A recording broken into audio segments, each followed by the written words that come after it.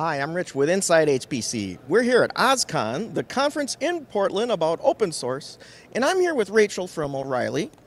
Rachel, let's start at the beginning.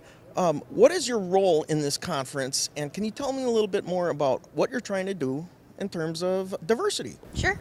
So my role here is I'm one of the chairs, and I have been for 4 years, I think. It's my honor to be so.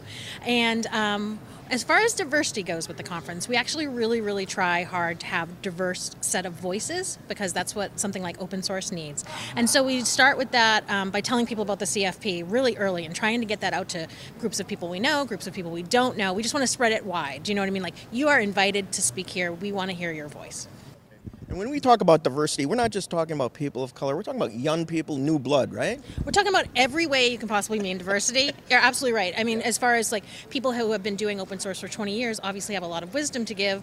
New voices might have some crazy off the wall idea that will improve how things are. I just don't know where the next great thing is going to come from or where there's going to be the most passion. So, like I said, diversity wherever you can find it. So Rachel, being that this is an open source conference at OSCON, can we talk a little bit about innovation? How does this foster innovation with conferences like this? Yeah, absolutely. I mean, innovation and open source really go hand in hand. Let's take something like AI.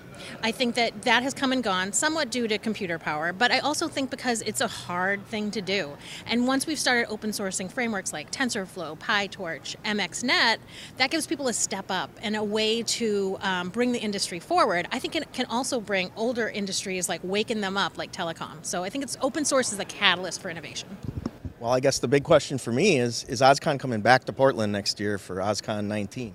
I am happy to say yes, it is, in our usual spot in the middle of July.